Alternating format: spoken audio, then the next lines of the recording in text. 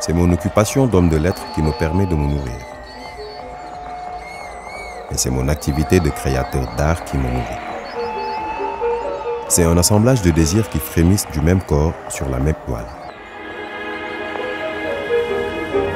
Depuis son départ, nous réfléchissons à comment pouvoir diffuser au mieux la pensée d'Oumar. Et ces chroniques qui ont été écrites il y a maintenant une trentaine d'années nous paraissaient très intéressantes à publier dans une actualité qui est parfois assez troublante. Oumar était un homme de culture, un dramaturge, un homme de la littérature, mais il était aussi très proche de tous les autres arts, et notamment les arts plastiques. Et c'est pourquoi il nous a semblé être intéressant de faire converser ces textes avec des artistes actuels. Mohamed Ndoye di Ndoye Doutes. Je m'appelle Fally Sensao, Mbaye Babacar Diouf, je suis artiste et plasticien sénégalais.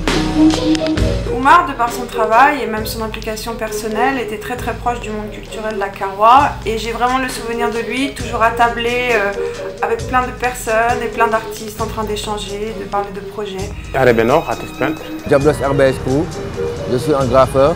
Et je trouvais qu'il était intéressant dans ce contexte d'hommage que les artistes puissent répondre à Oumar, de recréer cette atmosphère qui était si riche en termes d'échanges créatifs. Nous avons travaillé de façon très étroite avec Jenny Gatien, qui est la directrice artistique, pour pouvoir arriver à ça aujourd'hui et nous en sommes très contents.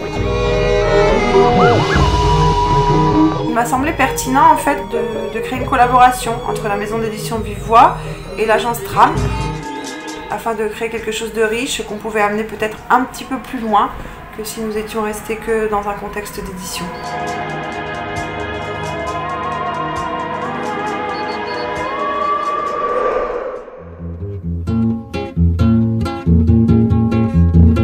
Même si le livre est une finalité, nous sommes obligés de travailler aujourd'hui sur des projets multimédia. Et je dois aussi avouer que le son est quelque chose sur lequel on a un grand intérêt, on a depuis un certain temps.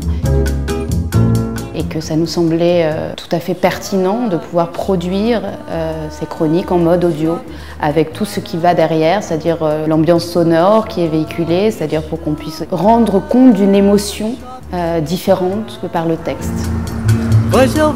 Cette conversation entre les mots d'Oumar Ndao et le paysage sonore de Dakar a été fabriquée en plusieurs étapes. D'abord, le clan Ndao est venu lire les chroniques à la Maison des cultures urbaines de Dakar.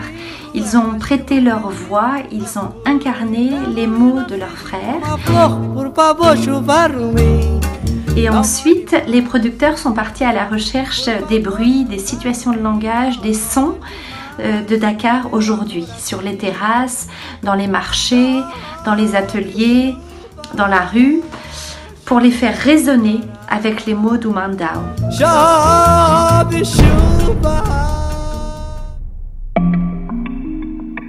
pense que c'est quelqu'un qui a su nous insuffler cette volonté d'aller vraiment toujours au fond des choses et surtout d'avoir ce regard critique sur le monde. Oumar avait cette capacité de rendre compte de ces choses avec une tendresse extrême. C'est aussi parce qu'on aime ce pays qu'on peut le critiquer. Et je pense qu'il est aussi très important de pouvoir se regarder un petit peu en face de temps en temps et de mettre des mots, de mettre une voix, de mettre aussi un sens sur un certain nombre de valeurs, de faits sociaux très spécifiques au Sénégal. Il m'a aidé à développer un sens vraiment aigu de la réflexion et surtout des choix de vie. On arrivait avec ses convictions et on repartait avec plein de doutes. L'idée nous est venue de faire appel à la famille d'Oumar, déjà pour la restitution d'une émotion particulière, et il était évident que personne d'autre que ses frères et sœurs ne pouvait restituer l'esprit et